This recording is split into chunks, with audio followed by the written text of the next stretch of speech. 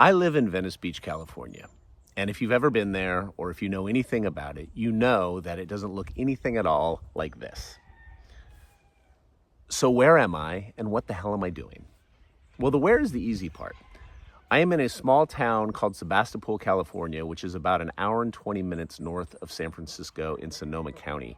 It's a small, very liberal, very quaint town that is served as kind of a wayward station for my wife and I for what I'm describing as kind of a personal and a professional sabbatical on the heels of some very challenging years. It's been a very difficult time for a lot of people, myself included, the last 5 in particular, which brings us to the how and the why.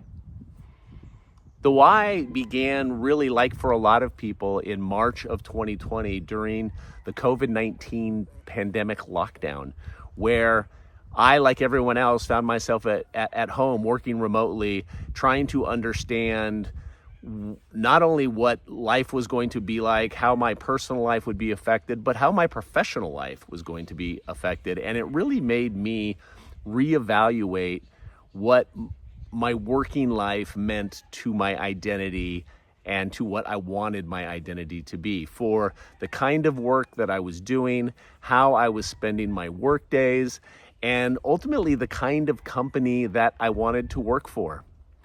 And then a series of as dramatic or even more dramatic events would follow. In May of 2020, George Floyd was murdered. And we all had to reevaluate what our corporate infrastructure, what our society's power structures do to people of color and the disenfranchised, and how the corporations that we work for react to that. The temporary and sort of half-hearted DE&I efforts that companies quickly abandon when the media headlines didn't respond to them any longer. And it sort of made me really stew in the bureaucratic bullshit that corporate America breeds and the life that I had been living for 30 some odd years. So I went to work for a startup. I thought maybe if I had more control, if I had more say, if we were more independent and less beholden to gigantic corporate shareholders, that it would be different. And for a while it was, but then, as with a lot of startups, the company ran out of money and I was laid off for the first time in my adult life, for the first time in my life, period, which was a dramatic blow that I will get to throughout the series of these posts.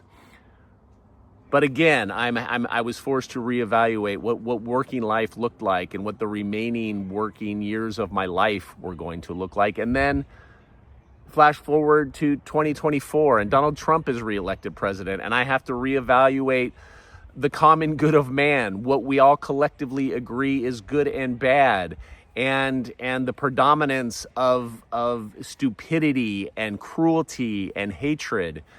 And what does that mean professionally and otherwise?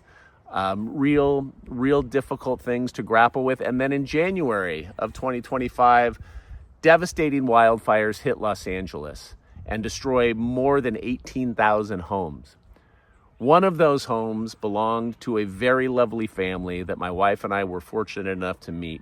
This family lost everything in the Palisades fire, and they needed a place to live, a place that felt like a home. And it just so happened that we had a home that we were excited to leave to them for some undetermined period of time where they could settle in, make the house their own, and we could then retreat into the woods, which is exactly what we did. And here I sit, licking my wounds, gathering perspective, as David St. Hovens of Spinal Tap would say, it's too much fucking perspective. But now I'm looking for purpose. I'm trying to figure out what my professional life might look like at this point, what's available to me at 56 years old, and what am I willing to concede, given everything that I've learned and everything that I felt, not only in my life, but specifically in these recent years. And I'm trying to heed the words of one Ferris Bueller, who said that life moves pretty fast, and if you don't stop to take a look around a little bit, you're gonna miss it. I don't wanna miss it. So this is me trying not to miss it. It's no small feat, and we'll see how it goes.